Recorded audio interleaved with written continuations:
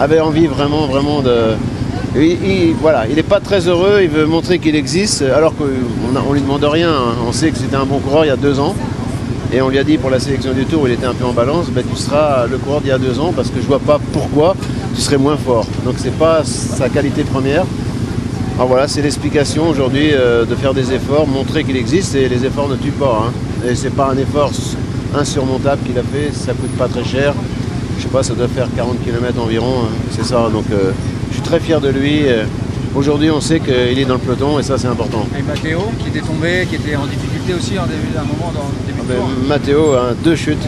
Pas que celle qui a été très vue par des millions de personnes, mais 2 chutes et bon, il est encore là. Et voilà, Matteo a encore quelques petits bobos, mais c'est, rappelez-vous, la 18e étape l'an dernier, il était là. Donc pour moi, ce sont les mêmes.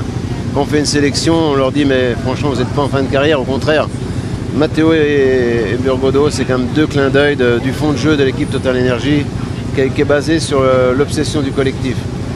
Puisqu'on n'est pas une grosse équipe, on est une équipe où il y a de l'éducation, il y a un peu d'amour et on va au combat et on s'est tous promis, on s'est tapé dans les mains à Lille de se dire on va faire une belle fête à Paris pour réussir après avoir un tour réussi. Donc ce qui est important dans le tour et dans le sport, c'est de ne pas être frustré ni blasé.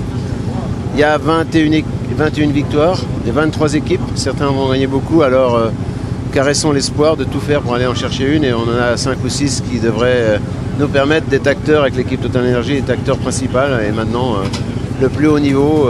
Tout ce que je peux vous dire, c'est que le pôle performance de l'équipe Total Energy a bien géré le pic de forme des 8 coureurs qui sont au départ. On ne court pas après les points, voilà. Ils ont eu l'immense mérite de réveiller l'étape. Ouais, heureusement qu'ils étaient là. Ils ont eu l'immense mérite de réveiller l'étape. Alors après la question c'est pourquoi nous hein, j'aurais voulu 2-3 autres équipes participent. Voilà, c'est comme ça parce qu'on ne sait jamais, ça peut déclencher, c'est pas parce que cette échappée de 2 a existé, ça aurait pu être le début des hostilités. Hein. Heureusement que rien n'est écrit à avance, alors supprimons les oreillettes et laissons faire l'intelligence des coureurs, puis cultivons surtout l'instant T, l'instant de magie où les gens sont heureux dans la télé. Globalement, c'est quoi votre regard sur ça? On sait que le tour devient de plus en plus beau, et de plus en plus dur et de plus en plus violent. Il y a beaucoup de chutes, il y a pour moi un conflit générationnel déjà, il y a des très jeunes qui peuvent aller chercher un gros contrat, qui vont faire l'intérieur sans scrupule, et puis voilà, les mêmes 5 ans après ont des enfants, sont beaucoup plus prudents. Et puis il y a aussi les coureurs, j'exagère souvent dans mes propos, mais qui vivent à Tenerife et qui viennent manger le gâteau, et puis il y a ceux comme Pogacar, Van der Poel, Turgis, qui ont un diplôme de coureur, qui ne tombent pas. Donc il y a tout cet ensemble, un conflit générationnel entre les très jeunes brillants et puis ceux qui viennent au Tour de France. Et grâce au Tour de France, le vélo est encore vivant.